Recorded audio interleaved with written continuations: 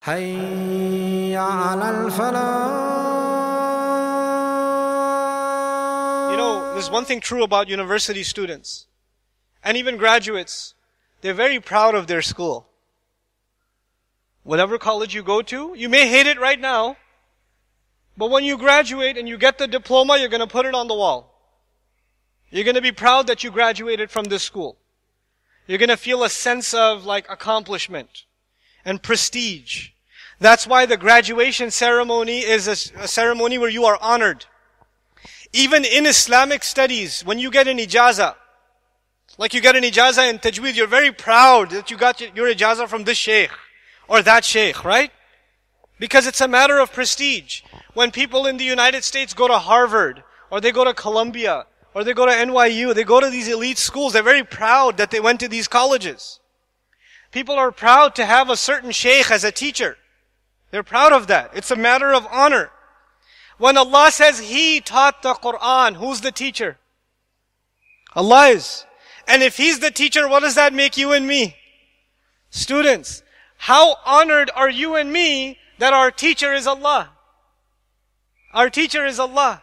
And He didn't even say, عَلَّمَ النَّاسَ الْقُرْآنِ عَلَّمَكُمْ الْقُرْآنِ عَلَّمَ نَبِيَّهُ الْقُرْآنِ. He said, عَلَّمَ الْقُرْآنِ. He taught the Quran. Who did He teach? He didn't even limit it. So the invitation is open. Anybody who wants to learn.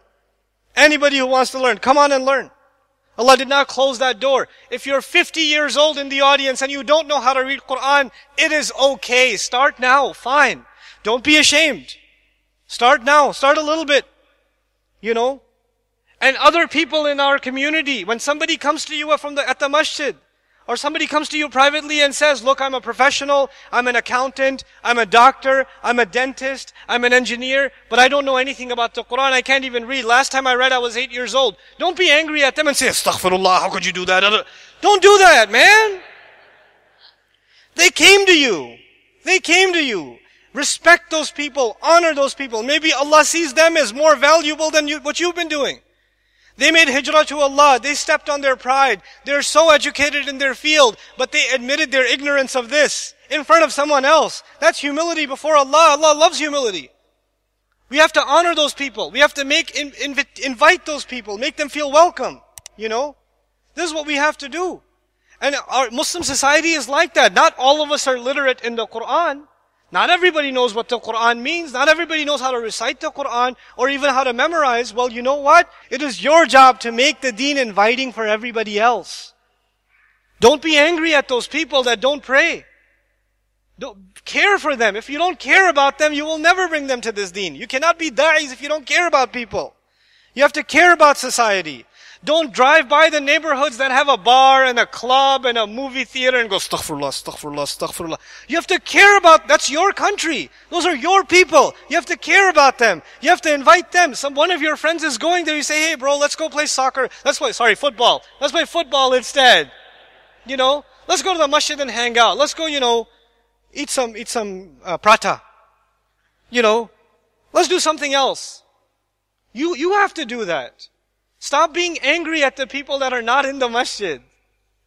They're also our people. They're also our ummah. They are just the lost sheep of La ilaha illallah. That's who they are. Allah did not close the invitation even to the worst kuffar. How can we close the invitation from our fellow Muslim brothers and sisters? How can we do that? How can those sisters here that are wearing hijab look with hateful eyes to the woman that doesn't wear hijab? She doesn't wear hijab because maybe nobody taught her. Maybe she doesn't know why she should wear it. Maybe she asked her parents, why should I wear hijab? And they didn't know how to answer her. And it's a fair question. It deserves an answer. Maybe they weren't able to answer her. And she says, maybe there's no reason to do it. I don't have a good enough reason. Maybe if somebody actually talked to her and respected her and treated her like a dignified human being, she would change her mind. You don't know that. So we have to have that attitude and concern. Wallahi, this is the sunnah of our Messenger sallallahu alaihi wasallam, to teach the Quran with love, even to those who hate. To teach it with love, even to those who hate.